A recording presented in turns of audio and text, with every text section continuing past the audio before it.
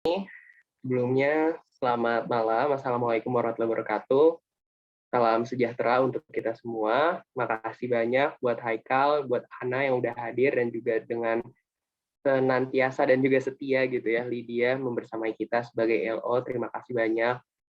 Rekan-rekan sekalian, pada malam hari ini kita masuk ke materi yang terakhir. Kita akan berbicara tentang salah satu aspek yang cukup penting juga di dalam bisnis, bisnis plan, ataupun hal-hal yang berkenaan dengan bisnis gitu ya. Karena ini konteksnya adalah bisnis plan, makanya aspek finansial ini menjadi penting karena ini menentukan yang namanya kelayakan sebuah bisnis kita. Dan juga apakah seorang investor layak untuk menanamkan modalnya di kita, atau apakah bisnis ini layak untuk dijalankan ke depannya, seperti itu. Nanti kalau misalkan sambil berjalan, ada yang bisa on-cam, silahkan on-cam untuk Haikal, Ana, dan juga Lydia. Sambil juga mungkin kita nanti menunggu rekan kita satu lagi, seperti itu. Nah, harapannya juga Haikal dan juga Ana pada kesempatan pada malam hari ini tadi sudah sempat untuk baca-baca dulu ya untuk PDF-nya, karena secara definisi, secara hal-hal yang naratif gitu ya, itu sudah tercantum semua. Jadi untuk pengertiannya dan lain sebagainya, itu untuk aspek finansial sebenarnya penting. Kita jadi mengetahui tujuannya apa gitu ya, kita mencari segala macamnya gitu. Tetapi jauh lebih penting lagi adalah kita dapat mengoperasikannya. Dan pada kesempatan pada malam hari ini, spesial banget buat kalian nih, dipersiapkan juga gitu, catatannya juga dipersiapkan juga fokusnya, karena malam hari ini akan lebih berat daripada malam-malam sebelumnya. Mengapa? Karena ya kita langsung masuk ke hal teknisnya, dan juga kita masuk ke hal-hal yang bersifatnya itu lebih substansial terhadap aspek daripada finansialnya. Kayak gitu. Untuk memulai, aku mau izin untuk share screen. Oke. Coba pakai annotate ya. Jadi ternyata perhitungan-perhitungan atau hal-hal yang sudah kita pelajari tentang finansial, terkhusus untuk bisnis, mungkin tidak sesederhana itu gitu. Tapi lebih jauh daripada itu, ternyata ada model financial projection, atau kita melakukan peramalan gitu ya, atau proyeksi keuangan ya bahasa Indonesianya, proyeksi keuangan untuk beberapa tahun ke depan gitu. Supaya bisnis kita tadi, tujuannya adalah bisa dikatakan layak untuk dijalankan atau tidak, dan yang kedua adalah tujuannya apakah investor atau penanam modal layak untuk menanamkan modalnya di bisnis kita kayak gitu. Jadi intinya sebenarnya itu daripada aspek finansial ini adalah kelayakan untuk menjalankan suatu bisnis.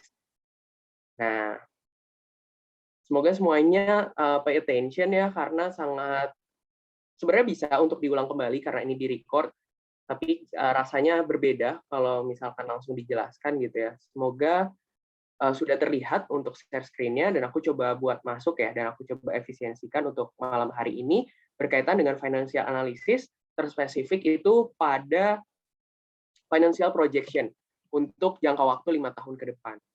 Nah, first thing first, atau hal pertama yang penting dan perlu untuk diketahui secara bersama-sama adalah pembuatan daripada tabel ini sendiri gitu. Apa-apa saja yang ada di dalamnya, komponen-komponennya, dan juga jangka waktunya.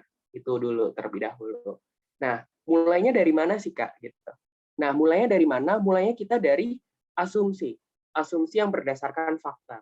Maksudnya adalah asumsi yang faktanya itu ada di internet, atau misalkan ada di data-data sekunder. Misalkan apa? Di sini pada malam hari ini kita cukup dua aja asumsinya. Yang pertama itu adalah inflation rate, yaitu sebesar 3%. Jadi inflation rate itu adalah rate daripada inflasi gitu. Kenaikan inflasi per tahunnya itu berapa kayak gitu. Nah, bisa dicari di internet itu kenaikan inflasi di Indonesia gitu kan, karena kita geografisnya di Indonesia kan. Kenaikan inflasi di Indonesia setiap tahunnya berapa? Oh, ternyata 3%. Nanti keluar angkanya. Nanti tinggal disesuaikan aja kayak gitu. Nah, terus asumsi yang kedua adalah revenue growth. Nah, revenue growth ini adalah asumsi yang murni daripada bisnis kita pribadi ataupun bisnis yang benar-benar kita jalankan sendiri. Jadi, revenue growth ini adalah pendapatan ya, kenaikan pendapatan atas dasar asumsi dan juga kemampuan kita gitu. Nah, misalkan kita mampunya dalam waktu 1 tahun ataupun per tahunnya ya, dari tahun 1 ke tahun 2 itu naik 10%. tahun 2 ke tahun 3 itu naiknya 10%, tahun 3 ke tahun 4 10%, kayak gitu. Itu bukan jadi masalah gitu. Jadi dasar asumsinya itu daripada revenue growth ini yang 10% adalah kemampuan kita. Seperti itu. Ini ya, kita berbicara di assumption terlebih dahulu. Aku sambil coba lingkar-lingkarin. Nah, yang pertama tadi inflation rate, itu adalah rate daripada inflasi gitu ya. Kenaikan inflasi di Indonesia tuh per tahunnya berapa gitu ya, bisa dicari di internet. Dan yang kedua tadi kalau boleh aku ulang adalah revenue growth. Yang mana itu adalah atas dasar kemampuan perusahaan kita, kemampuan bisnis kita. Oh, tahun pertama ke tahun kedua mau naiknya 10%, tahun kedua ketiga 10% gitu, linear aja, itu nggak jadi masalah. Oke. Nah, setelah itu kita masuk ke mana? Setelah itu kita bisa mencatatkan proyeksi daripada total revenue kita. Gitu. Jadi kita bisa masuk ke sini, ke total revenue. Nah, di total revenue ini berbicara misalkan di tahun pertama kita mengasumsikan atau kita memiliki suatu kemampuan kita dapat menghasilkan berapa gitu. Nah, misalkan di tahun pertama kita dapat menghasilkan 1.149.750.000 seperti itu kan.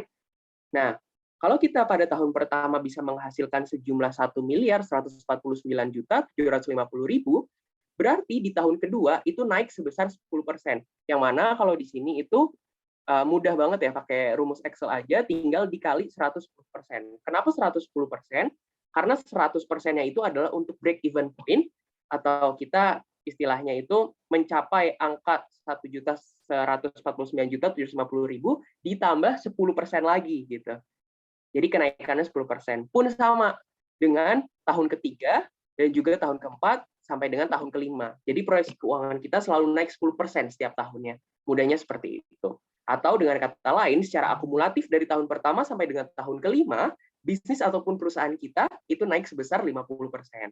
Kayak gitu. Nah, terus di total deh.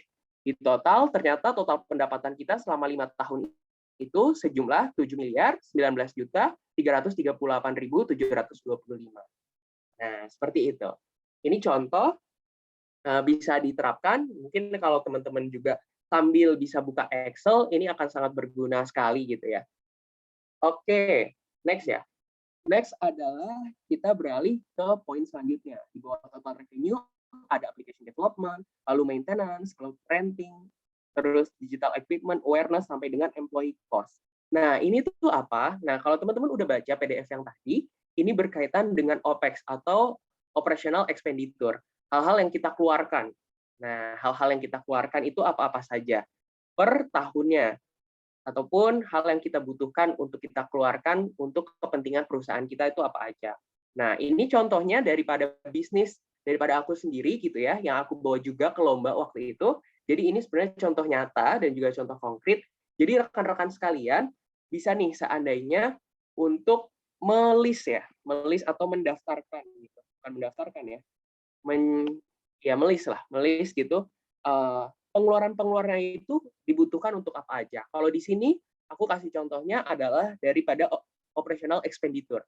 Nah, nanti ada dari capital expenditure juga gitu. Tapi di sini contohnya daripada operational expenditure doang. Nanti kalau misalkan ada dari capital expenditure, silahkan langsung ditambahkan aja gitu di bagian bawahnya.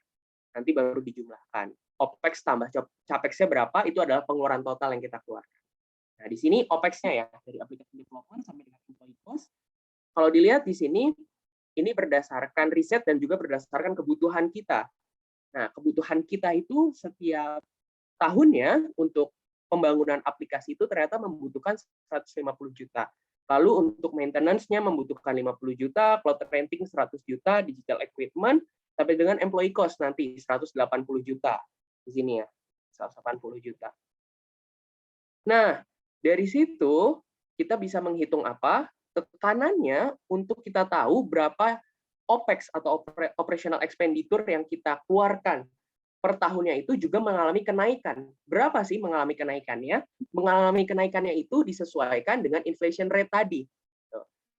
Jadi kalau di tahun pertama itu 150 juta yang dikeluarkan untuk application development, berarti untuk tahun kedua itu membutuhkan 103%, atau kenaikan sebesar 3% daripada tahun pertama untuk mengeluarkan atas dasar kebutuhan application development. Seperti itu mudahnya. Pun sama hasilnya. Nih bisa dilihat ya, sambil dilihat rumusnya juga, kenaikannya sebesar 103% atau 3% setiap tahunnya.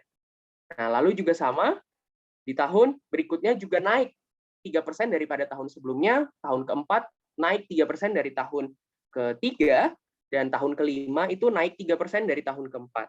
Nah, inilah yang dinamakan inflation rate gitu. Pasti inflasi itu terjadi. Oleh karena itu, hal yang dapat kita notice di sini apa? Hal yang dapat kita mengerti dan kita tahu adalah total pendapatan kita itu harus lebih daripada inflation rate. Mudahnya seperti itu. Makanya di sini diasumsikan bahwasanya revenue growth daripada kita atau perkembangan atau kenaikan daripada pendapatan kita itu 10%, supaya tidak kalah dengan inflasi yaitu sebesar 3%. Karena kita kan harus mencukupi banyak hal juga ya, nggak berbicara tentang capex aja. Cuma nanti kalau misalkan teman-teman ada yang mengelaborasikan keduanya antara capex dan juga opex sesuai kualifikasinya dan juga listnya, nanti silahkan disesuaikan aja gitu.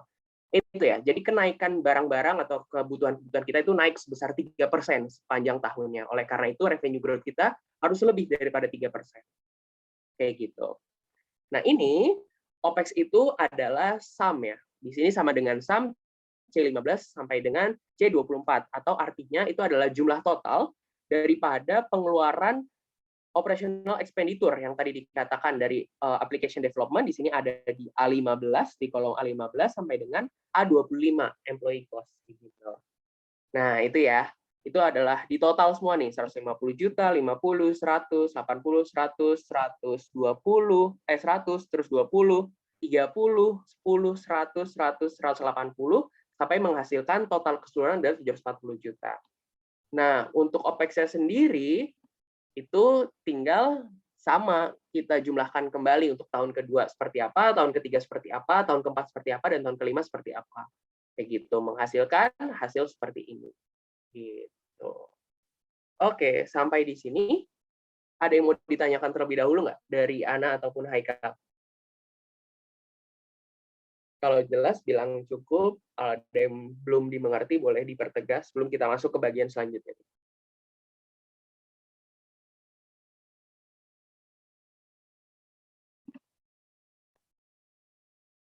Oke, dari Haikal cukup, dari Ana gimana?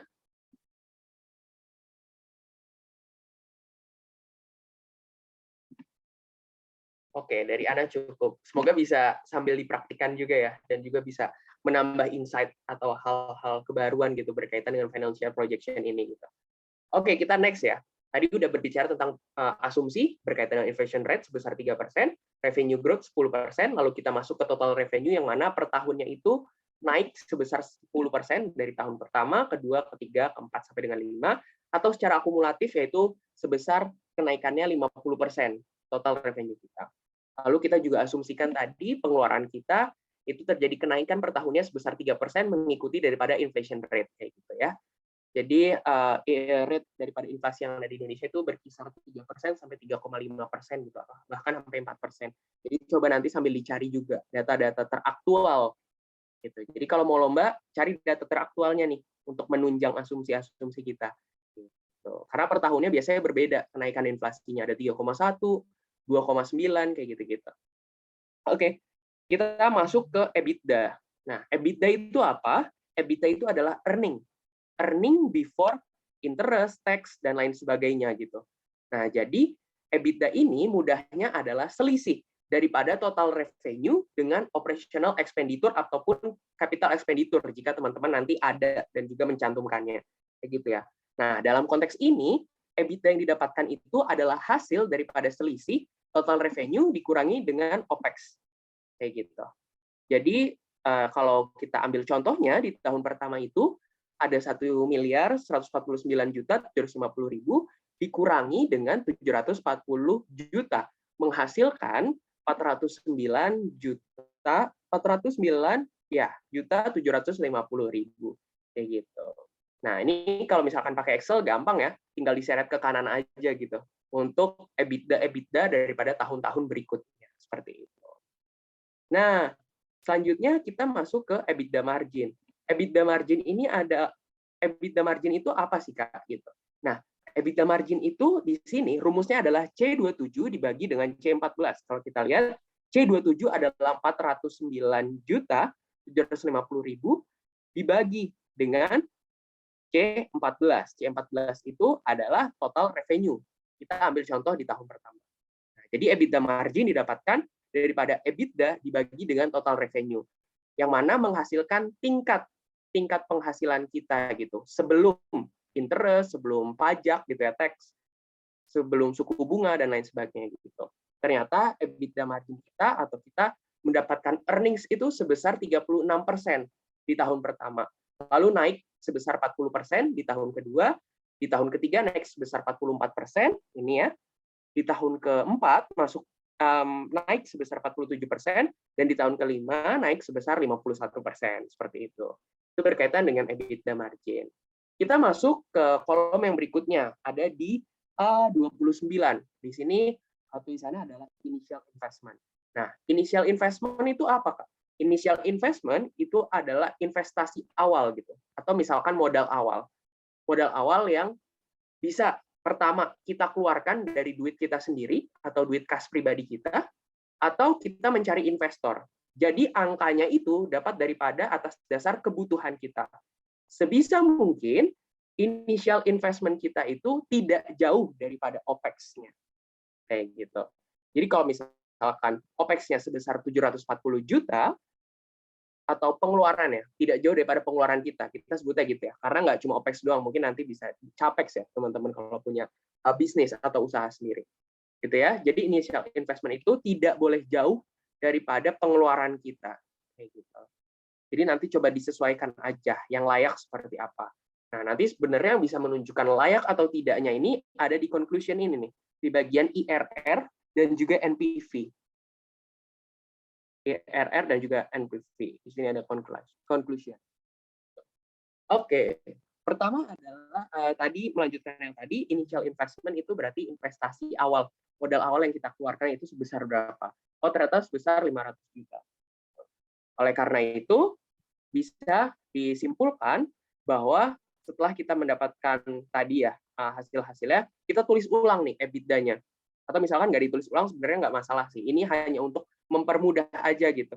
Mempermudah untuk sekiranya menghitung untuk selanjutnya net cash flow dan juga accumulated cash flow gitu ya. Nah, untuk EBITDA-nya di sini ada 409.750.000, terus langsung ditarik aja ke kanan sama ya dengan C. C27 ini sama dengan C30, sama juga berarti sampai dengan G27 ini gitu ya, sama dengan G30. Karena ya EBITDA aja gitu. Ini untuk mempermudah aja cara perhitungannya. Karena apa? Karena untuk menghitung cash flow itu adalah summary. Summary daripada C29 sampai dengan C30. Atau dengan kata lain adalah 500 juta dikurangi dengan 409. Ini masih minus ya. Kenapa? Karena modal kita jadinya terpotong kayak gitu ya. Mudahnya. Jadi initial investment dikurangi dengan EBITDA. Ternyata masih minus 90.250.000 kayak gitu. Nah, terus lanjut nih accumulated cash flow-nya berarti tinggal sama dengan net cash flow karena masih di tahun pertama kan. Masuk di tahun kedua itu adalah sum daripada D29 dan juga D30. Nah, kalau kita lihat itu sebenarnya adalah lanjutan aja nih, cuma lanjutan. Kalau di Excel itu tinggal ditarik aja ke kanan seperti apa. Kayak gitu. Nah, ini 502 sama ya, itu. Terus nanti di sini kita dapetin accumulated cash flow-nya itu adalah 412.275.000, yang mana itu adalah akumulasi daripada C32 ditambah D31. Nah, C32 ini adalah accumulated cash flow di tahun pertama ditambah dengan net cash flow di tahun kedua gitu, menghasilkan accumulated cash flow di tahun kedua. Mudah ya seperti itu. Jadi tambah-tambahannya tuh kayak gini kalau boleh digambarin. Gampang sih ya, nggak susah gitu buat kalian mengerti. Nah, jadi gini, terus gini, terus gini, terus gini. Nah, sampai dengan tahun kelima nantinya gitu ya, yang menghasilkan 2.590.578.226 kayak gitu. Jadi itu cara untuk menghitung daripada total revenue tadi, terus pengeluarannya seperti apa, berikut dengan revenue growth dan juga inflation rate-nya, lalu kita masuk ke EBITDA, yaitu selisih earning before interest, tax, dan lainnya itu adalah selisih daripada total revenue dan juga OPEX, lalu kita masuk ke cash flow, yang mana cash flow itu adalah selisih daripada initial investment atau modal awal kita dengan EBITDA-nya, kayak gitu. Menghasilkan arus kas, gampangnya ya, arus kas kalau bahasa Indonesia-nya. Arus kas daripada perusahaan kita. Jadi duit yang liquid gitu ya, yang mudah untuk dicairkan sewaktu-waktu. Oke, aku clear all drawings untuk net cash flow dan juga accumulated cash flow. Kita mendapatkan net cash flow sampai dengan tahun kelima atau di tahun terakhir ini sebesar 850 juta. Yang ini ya, 850 juta 472.456. Dan juga kita mendapatkan accumulated cash flow-nya sebesar 2.590.578.226 seperti itu. Nah, fungsinya apa? Kita menghitung net cash flow dan juga accumulated cash flow, ini akan tergambar daripada conclusion yang akan kita dapatkan. Yaitu tadi kita masuk ke bagian yang bawah, yaitu adalah IRR dan juga ada NPV. Nah, kalau di sini bisa dilihat interest rate. Nah, interest rate ini suku bunga ya. Kita katakannya dalam bahasa Indonesia itu suku bunga. Suku bunga dengan inflation rate itu berbeda ya. Kalau inflation rate itu berkaitan dengan inflasi, itu 3% sampai 3,5%. Nanti sambil dicek lagi aja data teraktual di tahun 2022. Lalu interest rate itu suku bunga. Suku bunga itu biasanya di bank, kalau misalkan kita taruh deposito, itu kita cuannya berapa sih dari bunga bank, kayak gitu-gitu. Mudahnya seperti itu untuk suku bunga. Nah, jadi nanti komponen yang terpenting untuk conclusion ini ada dua, yaitu IRR, lalu yang selanjutnya adalah NPV. Nah, IRR kita dapatkan dari mana? IRR itu ini secara rumus Excel-nya bisa langsung dihitung ya. Sama dengan IRR dari C31 sampai dengan D31. Oke. Sampai dengan D31. Nah, kalau bisa kita lihat di sini D31 itu C31 ya. C31 itu adalah net cash flow. Jadi, dengan kata lain, IRR itu adalah bisa dikatakan IRR itu adalah sebuah tingkat pengembalian modal gitu ya. Tingkat pengembalian modal yang bisa kita hitung daripada net cash flow kita sendiri gitu. Jadi, langsung dimasukkan aja rumusnya kalau di Excel sama dengan IRR daripada net cash flow di tahun pertama sampai dengan di tahun kelima, seperti itu. Dapatlah hasil 577%. Nah, ini menandakan apa? Ini menandakan bahwa perusahaan ini layak untuk investor menanamkan modalnya di sini dan juga layak untuk dijalankan. Kenapa? Karena IRR-nya itu lebih daripada discount rate. Kalau tadi udah dibaca PDF-nya. Discount rate itu sama dengan interest rate. Jadi bayangin aja, selisihnya aja udah jauh banget ya antara interest rate yang cuma 4% dengan IRR yang sejumlah 577%. Ini contoh yang sangat bagus sekali gitu ya, untuk para investor bisa menanamkan modal di sini dan juga bisnis dapat dijalankan, layak untuk dijalankan. Seperti itu, berdasarkan perhitungan daripada aspek finansial. Oke, aku izin sambil charge dulu, udah habis nih.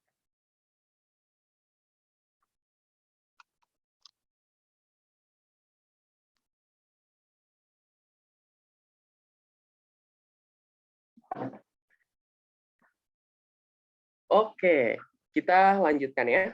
Kita lanjutkan ke NPV atau Net Present Value. Nah, bisa dibaca penjelasannya itu apa untuk Net Present Value, dan juga kalau di sini dicatatnya, catatan mudahnya yang aku berikan itu adalah Net Present Value adalah selisih daripada net cash flow ataupun kas yang dimiliki dengan nilai investasi kita, yaitu sejumlah 500 juta tadi kan, initial investment. Gitu.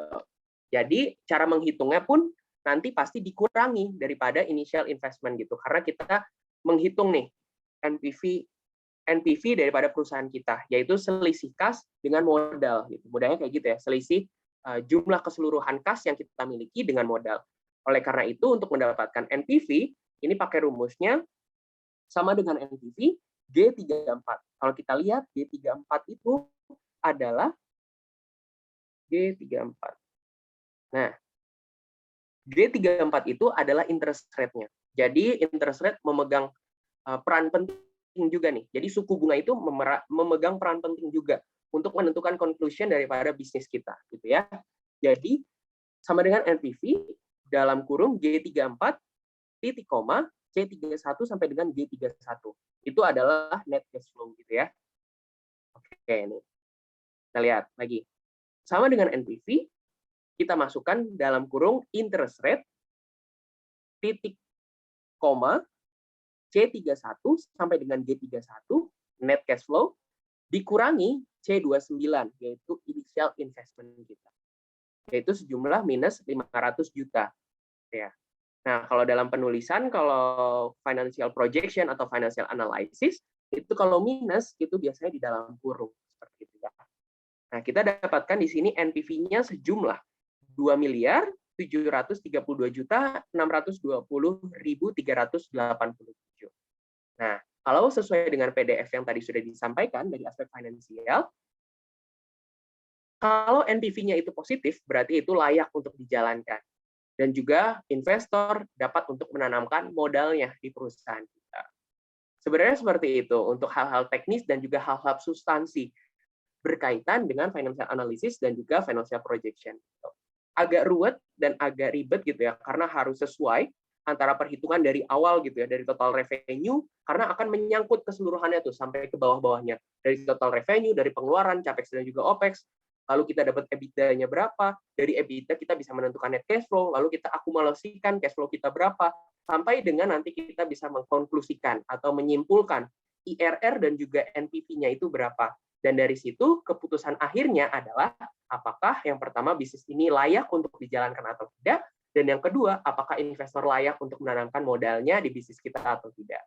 Sebenarnya materi untuk aspek finansial lebih menjurus dan mengarah ke situ, sisanya perihal dengan narasi dan juga deskripsi, bisa teman-teman baca pengkategorian daripada OPEX itu pengeluaran untuk apa aja, pengkategorian daripada CAPEX itu pengeluaran untuk apa aja, dan definisi-definisi lainnya itu bisa dibaca. Kayak gitu.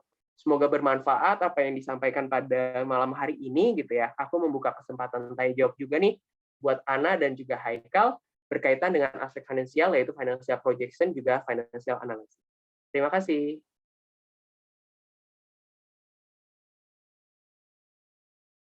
Gimana? Udah bingung belum nih? Kembali dulu kali ya.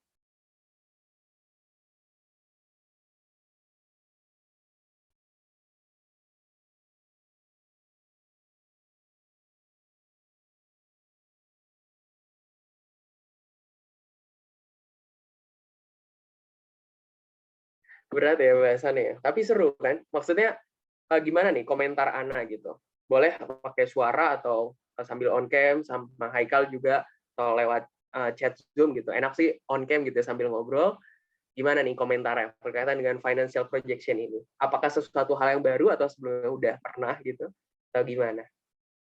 Komentar aja dulu.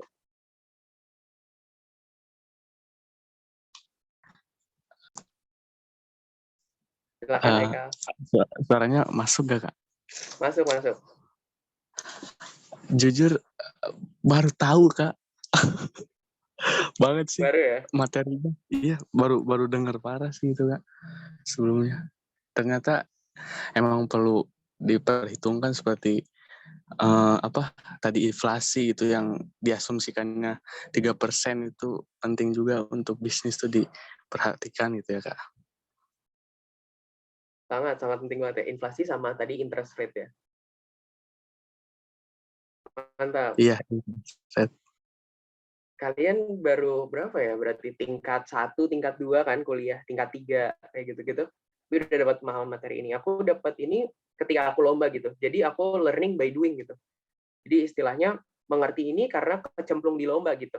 Ternyata perhitungan IRR itu atau perhitungan HPP gitu ya, yang mudah dan lain sebagainya, ya itu nggak cuma sekedar perhitungan aja gitu yang biasa kita hitung dengan mudah. Ternyata ada yang lebih spesifik dan lebih mendetail gitu. Apalagi kalau kita mau pitching ke investor atau mau kita juara lomba gitu. Nah, kalau kita mau juara lomba, kita pakai ini nih gitu. Kita pakai financial projection dan juga financial analysis yang bisa memperkuat daripada bahan-bahan atau hal-hal yang berkaitan dengan bisnis kita. Jadi secara keseluruhan, secara runut gitu ya, bisnis itu dibagi 4. Nah, ini masuk ke filosofisnya ya. Bisnis itu dibagi 4. Pertama, bisnis itu berkaitan dengan Human Resources Development, HRD. Kedua, bisnis itu berkaitan dengan marketing. Ketiga, bisnis itu berkaitan dengan operasional. Dan yang keempat, bisnis itu berkaitan dengan yang namanya aspek finansial. Oleh karena itu, pada kesempatan mentoring Aquabus yang diselenggarakan pada 3 minggu ke belakang sampai dengan saat ini, itu membahas tentang aspek-aspek tersebut gitu. Yang mana di situ dapat dianalisis. Jadi kalau di perusahaan kalian bisa jadi business analysis gitu ya. Dari aspek HRD-nya apakah layak atau tidak, dari marketingnya apakah layak atau tidak, dan gimana strategi kalian kalau untuk marketing supaya dikenal brand kalian gitu ya. Dan juga sampai dengan aspek finansial yang hari ini kita pelajarin, itu bisa dianalisis layak atau enggak sih sebenarnya bisnis ini dijalankan, dan layak atau enggak sih sebenarnya investor menanamkan modal di kita. Jadi kalau pitching, kalau kita coba presentasi itu lebih banyak sebenarnya ke aspek finansialnya, karena dari situ, dari angka-angka, orang tuh yang pertama lebih suka, dan itu adalah data yang konkret gitu, dari apa yang coba kita usahakan melalui hal yang absah gitu lewat perhitungan kita gitu. Jadi menarik banget sih untuk kesempatan pada malam hari ini gitu ya. Seru juga gitu. Kalau boleh disampaikan, aku lebih mudah gitu untuk menyampaikan aspek finansial ini gitu, karena ini berkaitan dengan hal-hal teknis gitu, dibandingkan dari hal-hal kualitatif itu atau hal-hal narasi seperti human resources kalau di minggu lalu gitu ya, meskipun ada juga perhitungannya. Nah, tapi bisa menjadi suatu hal yang baru lah untuk kalian gitu. Semoga bermanfaat juga untuk hal-hal yang telah disampaikan di mentoring pada kesempatan daripada minggu pertama sampai dengan minggu ketiga ini. Any comments lagi? Atau ada hal-hal yang ingin ditanyakan lagi? Mau tanya, Kak. Boleh ya? Kalau misalnya mau belajar tentang perhitungan yang tadi itu, ada referensi nggak, Kak? Soalnya kan Anda pertama kali nih denger, karena basic-nya juga nggak pernah belajar itu kan. Jadi siapa tahu nanti ada nyusun proposal bisnis, jadi tahu gitu gimana ngitungnya. Soalnya kan yang Ana tahu nih, kalau misalnya mau ikut lomba bisnis plan, seandainya kita bukan anak ekonomi, kita bisa berkolaborasi kan sama anak-anak dari sana biasanya. Nah, kalau misalnya kita mau belajar tuh ada referensi nggak? Terima kasih, Kak. Oke. Siap. Makasih juga, Ana, untuk pertanyaannya. Bagus banget ya. Untuk referensi sebenarnya daripada recording ini bisa diputar kembali pertama itu ya, paling mudah ya, kalian juga punya akses. Yang kedua, untuk referensinya itu untuk belajar gitu ya, itu di YouTube ada, ketik aja namanya startup gitu ya, startup financial projection gitu, atau misalkan kalian baca literatur dengan keywordnya yaitu financial projection dan juga financial analysis gitu. Jadi hal-hal nantinya itu pasti akan berhubungan yang pertama dengan yang namanya NPV, dan yang kedua itu namanya IRR. Gitu. Sebenarnya masih ada satu lagi, ini yang benar-benar mendetail ya, benar-benar mendetail. Kalau itu kan berbicara tentang proyeksi ya, dalam jangka waktu 5 tahun ke depan seperti apa, kita dapat nih IRR-nya berapa, terus kita dapat istilahnya itu NPV-nya berapa gitu ya, selisih antara kas dengan jumlah keseluruhan daripada modal investasi kita di awal kayak gitu kan. Ada yang lebih mendetail lagi, satu lagi. Itu bisa kita menentukan yang namanya payback period. Jadi itu kalau orang menginvestasikan atau menanamkan modal di kita itu bisa balik dalam berapa tahun dan juga berapa bulan kayak gitu. Terus yang kedua yang bisa disampaikan itu juga adalah kita bisa tahu nih return on equity kita, return on asset, return on investment kayak gitu kita bisa tahu dari persentasenya. Nah, itu udah ke ranah industri sebenarnya. Jadi udah perusahaan-perusahaan yang besar. Untuk pengawalan dan juga penggambaran di awal, itu rekan-rekan sekalian sepertinya sudah cukup kaya juga nih dengan pemahaman yang aku berikan tadi gitu. Semoga nantinya bisa dikembangkan lebih lagi gitu, karena memang ya ternyata ada yang lebih detail daripada yang detail gitu. Nah, gitu sih. Berkaitan dengan pertanyaan Ana tadi yang referensi ya, semoga itu menjawab juga ya.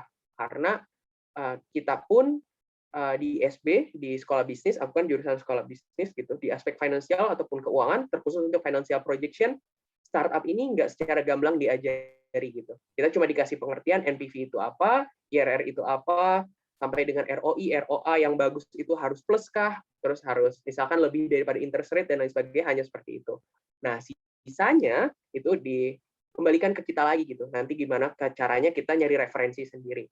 Karena aku waktu itu kebutuhannya dan triggernya gitu ya, pemicunya, pemantiknya adalah lomba, mau nggak mau aku baca-baca di Google gitu. Termasuk aku sambil ngulang-ngulang kembali nih, aku mau present ke kalian gitu. Jadi aku cukup mempersiapkan juga untuk aspek finansial gini. Yang pertama karena aku suka, dan yang kedua untuk aspek finansial ini bukan hal yang nggak asal gitu, nggak kualitatif, tapi ajak, pasti ada angkanya kayak gitu. Dan ini yang menentukan apakah investor mau untuk menanamkan modal di kita dan juga apakah kita sekiranya layak untuk menjalankan bisnis ini. Gitu sih Ana.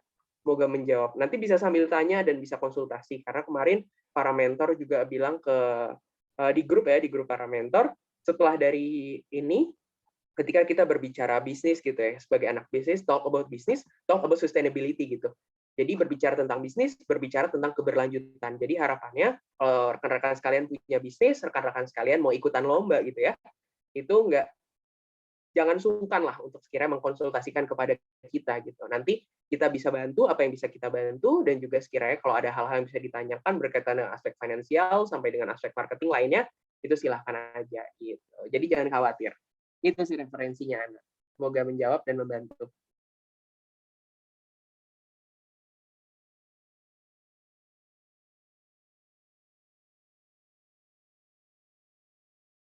Ada lagi sebelum kita tutup? Sama-sama, Ana. Mutia nanti sambil disaksikan ya recordingnya, semoga nggak bingung. Dan sambil dilihat arah panahnya gitu ya. Karena apa? Karena banyak main table di hari ini, dan juga arah panahnya seperti apa gitu.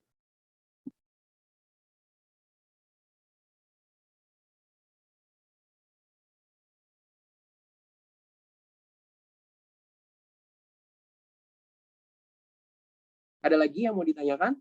Dikembalikan ke Lydia terlebih dahulu mungkin.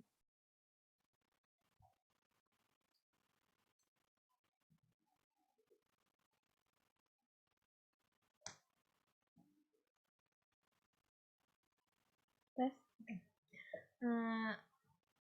Dari teman-teman udah nggak ada lagi bertanya? Gimana? Mumpung aku masih di sini nih. Mungkin dari Mutia yang baru join, ada yang bertanya tentang PDF Walah. yang dikirim?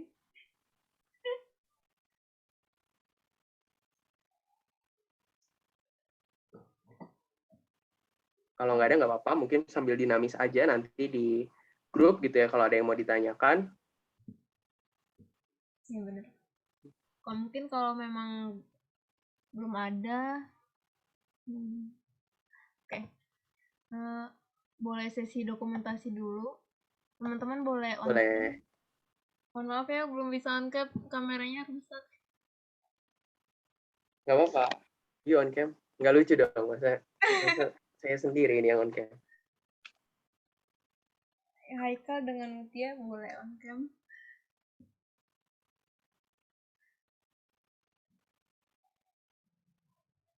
Gimana, ada kendala kah? Haikal, Mutia? Bisa. Yuk.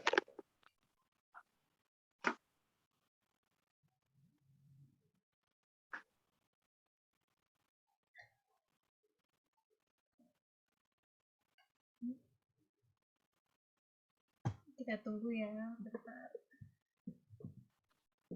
Oke. Mutia kalau mau on cam nggak apa-apa, on cam juga.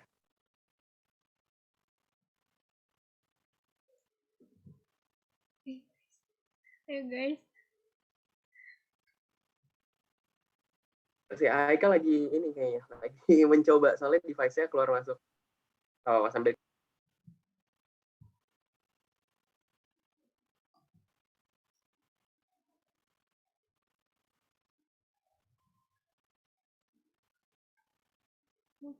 Oke, nggak apa-apa Mutia. Nah, Haikal udah tuh. Nah.